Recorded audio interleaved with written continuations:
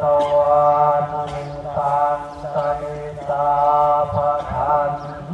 ตาอาวิชิตนิตาปริตังภนันตุสัพเพกาเมจรูปเปติวิหารตติจันตริกิวิมานิอิเประติจะคาเมตรุวันนาภหะเอเทหะวัตุมิเกเตภูมาจยันตุเทวาชลาภลาอุตเมยะขันธาปนาคาอิทันตาสันติเกยังโมหิปรังวัจนังสาภโวเมสุนันตุธรรมะสวนาคาโลอะรัมภทันตาธรรมะสวนาคาโลอะรัมภทันตาธรรมะสวนาคาโลอะรัมภทันตาสาธุสาธุเทวดาเป็นเพื่อนพรหมเป็นโลกตาเป็นโลกบาลทั้งหลายเป็นยักษ์อภิสุทธิ์พรในเจติสนาใจที่คุณเป็นนโมภูมิสถานอาวัดวาอารามขอวัดกระบงขอให้ลงมาชุมนุมเป็นสติพยานในการที่จะไปที่สุพรรณท่านพระครูฐานประสิทธิ์โสพลเจ้าอาวาสวัดกระบงนะโม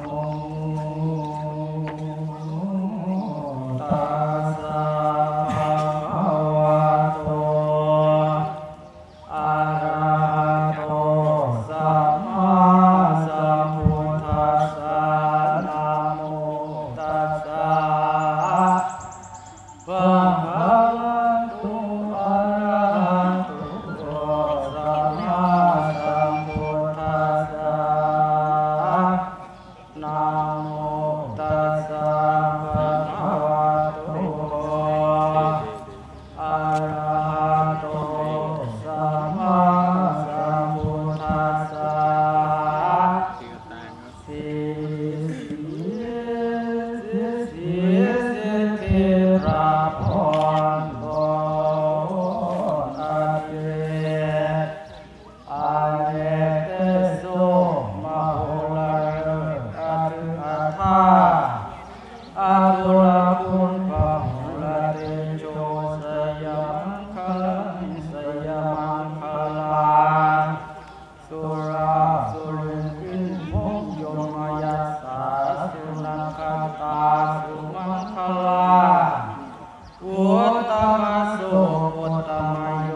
อุตตมดิฏฐิอุตตมนาทิมาสติปิลาด้วยอำนาจอันฤทธิ์ซ่าอันสุภาพทั้งหลายหมายมักคงเจตกาไว้ให้ได้อยู่ในเพศสมณภูมิเป็นดังสิ้นไขพอมากราบหมอวันท่ายาติกามาพ่อโมมาห้องอยู่วันท่า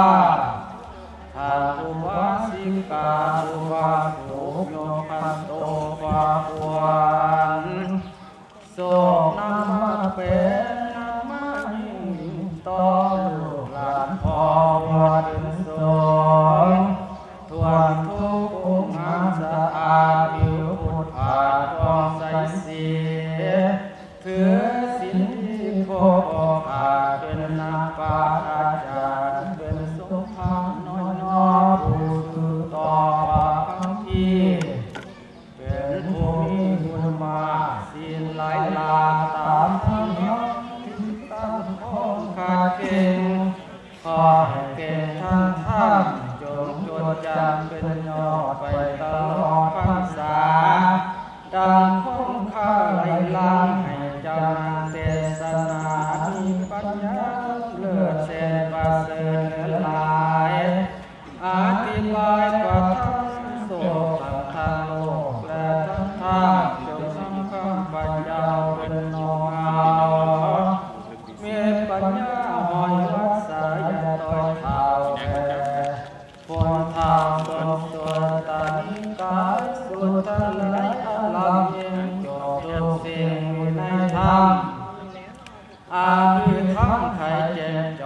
โยธามนาประทานอาลังการยุตุสันลาให้เป็นอามันเทียนาพวกข้าทั้งหลายพร้อมกันมาถวายบูชาแก่พระโพธานักปฏิโสพลข้าพระภิกษุสัมมาริจานังนี้พวกข้าจึงได้ปรารถนาตามบางความปรารถนาเอาของมวลมาสมบัติลาลูกผีเป็นเศรษฐีลัตนาน้องข้าบอกมาเองน่าสวยเสียหาสุขไข่บางความปรารถนาเป็นพญาจักรวรรดิลาขอให้สนาขาดฝ่าแปรจันทวิชมผู้ว่าต้องปรารถนาเป็นทะอธิปติลาตนเป็นอาจกว่าเทวดาทั้งหลายความปรารถนาเติมสัพพยุตยานนำสาข้าสู่นิพพานเป็นอันเอกบางความปรารถนาเป็นพระปัจเจกปาโพธิญาณอันละยิ่งควรจะสิ่งสงสารบางความปรารถนาเป็นพระอรหันต์เป็นที่แล้วอย่าให้แก้วคำปรารถนาขอจงมีพลังอุดมสำเร็จจงประสิทธิ์แก่ผู้ข้าทั้งหลายจัตตารุธรรมาวุฒิธรรมทั้งหลายอย่าได้ห้ามอย่าได้ตามอย่าได้เอิ้นเป็นหาดอย่าได้ขาดผู้ว่าโยสุวังมีใครเป็นเอกในศาสนาให้รักษาพระธรรมและพระสงฆ์ให้ได้ผู้แก่คนทั้งหลายให้ขยายพระธรรมตัดแก้ให้ได้แปลบัตรวินัยจงยังให้พุทธศาสนาไปประกาศแก่คนทั้งหลายไปขยายตัวสู่ผู้ทวีว่า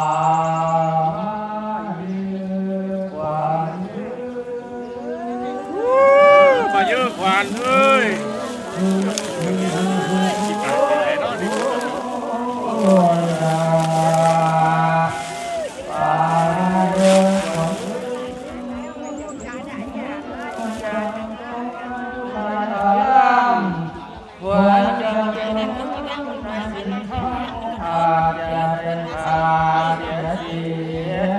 อย่าได้ยิ่งมองมนอย่าได้บอกให้ฟั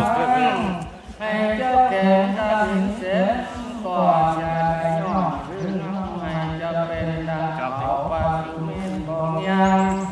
ให้เจ้าเทียมดังตัดสินให้เจ้า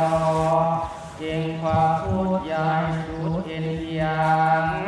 ให้เจ้าสูงเพียงฝ่ายเจ้าห้ามทั่วบ้านแห่งตาย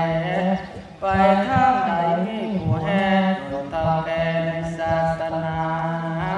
ให้สมปรารถนาคำสอนพระพุทธเจ้าทุกยามเศร้าพิฆาจารอย่าหันเหสิ้นออกกิเลสหลอกนิหารว่ามายืนขวัญ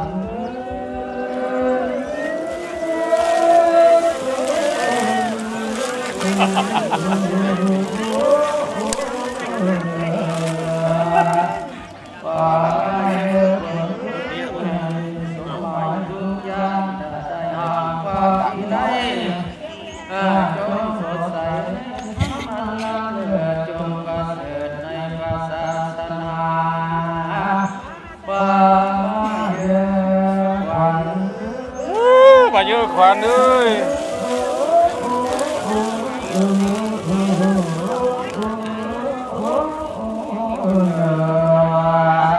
ขอให้ทานจงอุดมด้วยจตุรพิธพ้นไสดังสีประกา